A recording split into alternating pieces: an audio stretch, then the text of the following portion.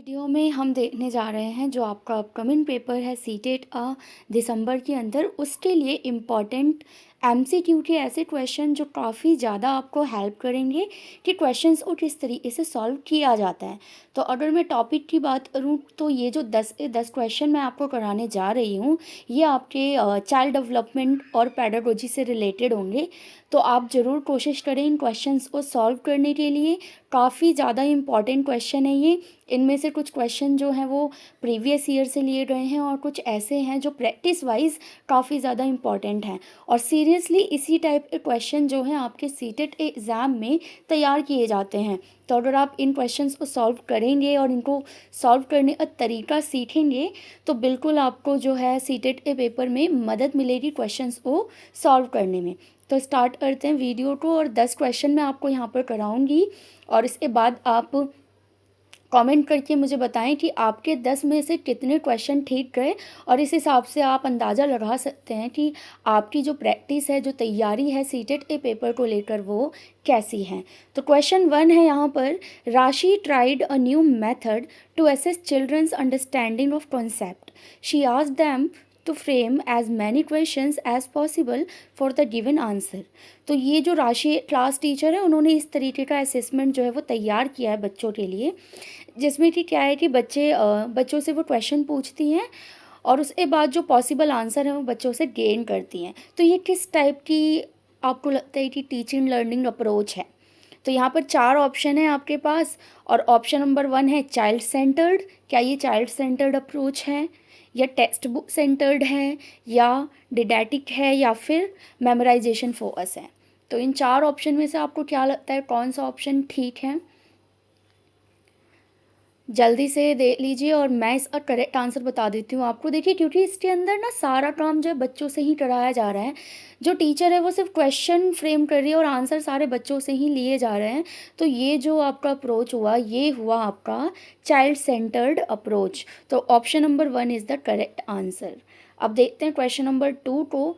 और यहाँ पर क्वेश्चन नंबर 2 जो है कि which of the following is not characteristic of progressive classroom. ध्यान दीजिएगा कि आपको नहीं यहाँ पर पूछा है कि इन 4 ऑप्शन में से कौन सा ऐसा ऑप्शन है जो एक प्रोग्रेसिव क्लासरूम का कैरेक्टरिस्टिक नहीं है। तो ऑप्शन आपके पास हैं कि इसके अंदर जो है चाइल्ड एज एक्टिव पार्टिसिपेट या फिर फ्लेक्सिबल ग्रुपिंग या मोबाइल टीचर का होना या फिर focus on reward and punishment. तो आपको ना नेगेटिव जो ऑप्शन है वो चूज़ करना है यहाँ पर। जैसे ही आपका क्वेश्चन ना नॉट वाला हुआ करे तो आप फटाफट से ऑप्शन में जो नेगेटिव ऑप्शन है उसको चूज़ किया करें। तो ये 4 ऑप्शन है आपके पास और बताइए कि कौन सा ऑप्शन इसका करेक्ट आंसर होगा। बाय द वे मैं आपको बता देती हूँ कि option number 4 is the correct answer. कि ये जो रिवार्ड और पनिशमेंट के ऊपर फोकस क्लास होती है वो कभी भी एक प्रोग्रेसिव क्लास नहीं होती है, इस बात आप ध्यान रखेंगे। नेक्स्ट क्वेश्चन नंबर 3 देखिए क्या लिखा है कि curricular goals in progressive education emphasise. तो एक जो प्रोग्रेसिव एजुकेशन होती है उसके अंदर करिकुलम के जो गोल्स होते हैं वो क्या एम्फेसाइज करते हैं। तो यहाँ पर आपको पॉजिटिव ऑप्शन ढूंढना है ना, ऊपर वाले में नेगेटिव ढूंढना था। तो 4 ऑप्शन आपके पास ये रहे कि आप जो इसमें रोट मेमोराइजेशन कराएंगे, कन्फॉर्मिटी टू अथॉरिटी रहेंगे या फिर क्रिटिकल थिंकिंग लेकर आएंगे या रिकॉल एंड ड्रिल। तो बताइए कौन सा ऑप्शन आपको ज़्यादा ठीक लग रहा है। देखिए रिकॉल और ड्रिल भी अच्छा है, कन्फॉर्मिटी तो अथॉरिटी भी अच्छा है, लेकिन जो इसका आंसर बिल्कुल बेस्ट ऑप्शन जाएगा वो है क्रिटिकल थिंकिंग। तो जो करिकुलर गोल्स होते हैं वो हमेशा एम्फेसाइज करते हैं कि बच्चा जो है क्रिटिकल थिंकर बने। अब नेक्स्ट क्वेश्चन देखिए क्वेश्चन नंबर 4, ये रहा आपकी स्क्रीन पर।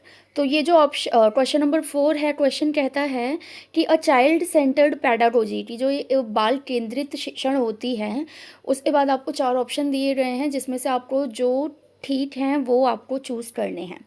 तो पहला लिखा हुआ है incorporates diverse pedagogic methods, second है प्रमोट्स डेमोक्रेटिक क्लासरूम प्रैक्टिस और थर्ड ऑप्शन है considered childrens psychological development and fourth option is gives primacy to the teachers authorities. तो आपको बताने इनमें से कौन से ऐसे ऑप्शंस हैं उनका ग्रुप है जो एक चाइल्ड सेंटर्ड पेडागोजी को एम्फेसाइज करता है। ये रहे आपके पास ऑप्शंस और आपको बताना है सही आंसर इसमें से कौन सा है। तो देखिए, अगर आप इन ऑप्शंस को दोबारा पढ़ पा रहे हो तो यहाँ पर जो ऑप्शन नंबर 4 है कि give primacy to the teacher authority, सिर्फ इसको छोड़कर बाकी तीनों जो ऑप्शन है वो ये चाइल्ड सेंटर्ड पेडागोजी के ऊपर डिपेंडेंट है। तो 1 2 3, तो देखिए कौन से ऑप्शन में आपको 1 2 3 मिल रहा है, ऑप्शन नंबर 4। तो राइट आंसर हो जाएगा ऑप्शन नंबर 4। अब देखिए नेक्स्ट जो है क्वेश्चन नंबर 5, और ये मैं फिर से बता दूं, ये क्वेश्चंस आपके लिए प्रैक्टिस की नज़र से काफ़ी ज़्यादा इंपॉर्टेंट है। अब तक आप अपना जो कॉन्सेप्ट वाली चीज़ें हैं वो तो पढ़ ही चुके होंगे, तो उन चीज़ों को सिर्फ पढ़ना ही काफ़ी नहीं है, बहुत ज़्यादा एमसीक्यू प्रैक्टिस करना भी ज़रूरी है। तो इन एमसीक्यूज़ को ज़रूर से ज़रूर पढ़ कर जाएँ, ज़रूर आपको सीटेट के पेपर में इससे मदद मिलेंगी। तो क्वेश्चन नंबर 5 है, which of the following approach is in line with the principle of child centred education. तो इसमें से कौन सा ऐसा अप्रोच है जो चाइल्ड सेंटर्ड एजुकेशन को एम्फेसाइज करता है या उसका कोई प्रिंसिपल है। तो यहाँ पर 4 ऑप्शन हैं आपके पास। पहला है कि school should account for each student personal need and interest. Second option is emphasize should be given on instructions through lecture only. ये तो वैसे ही कट हो जाएगा क्योंकि ओनली लेक्चर पे तो बेस्ड होता ही नहीं है ना चाइल्ड सेंटर्ड। अब थर्ड ऑप्शन देखो, all the student should meet the uniform standards by the teacher. क्या सभी बच्चों को एक ही तरीके से देखा जाना चाहिए, ये भी गलत है। और student should be provided with extent motives to learn for exam. क्या सिर्फ एग्जाम के लिए मोटिवेट करना चाहिए, बिल्कुल भी नहीं। तो यहाँ पर ऑप्शन नंबर 1 हो जाएगा आपका बिल्कुल करेक्ट, ताकि इंडिविजुअली जो बच्चा है वो उस पर ध्यान दें। ये होता है हमारा चाइल्ड सेंटर्ड एजुकेशन। अब नेक्स्ट चलते हैं क्वेश्चन नंबर, ये थोड़ा मिसप्रिंट हो गया, हम क्वेश्चन नंबर 8 कर लेते हैं पहले, कोई बात नहीं। टोटल तो क्वेश्चन 10 करने ही करने हैं। तो यहाँ लिखा हुआ है कि इन अ प्रोग्रेसिव क्लासरूम, कि अगर कोई प्रोग्रेसिव क्लासरूम है तो उसके अंदर लर्निंग कैसी होगी। एक सिंपल प्रोसेस होगा, सोशल प्रोसेस होगा, या can take place only through formal instruction, या फिर कंडीशनल अपॉन एग्जाम। तो देखो ये 2 ऑप्शन तो वैसे ही कट हो जाते हैं। अब आप देखो कि ये सिंपल होगा या फिर सोशल प्रोग्रेस होगा, प्रोसेस होगा। कैसा प्रोसेस होगा, ऑब्वियस सी बात है ये सोशल प्रोसेस हो रहा है, क्योंकि क्लासरूम भी एक तरह का क्या होता है, सोसाइटी होती है, समाज होता है एक तरह का, क्योंकि उसके अंदर भी डिफरेंट तबके से और हर तरीके के जो बच्चे हैं वहाँ पर इंक्लूड किए जाते हैं। तो इन सब क्वेश्चन में आपको ध्यान देना होगा कि डाइवर्सिटी जो है वो काफ़ी ज़्यादा इंपॉर्टेंट होती है। अब देखो क्वेश्चन नंबर 6 आ जाता है आपके पास असर्शन और रीज़न वाला, और असर्शन और रीज़न के क्वेश्चन तो आते ही आते हैं, ये आपको पता ही होगा, और काफ़ी ज़्यादा क्रिटिकल भी होते हैं, तो क्रिटिकल माइंड यहाँ पर यूज़ करना पड़ता है।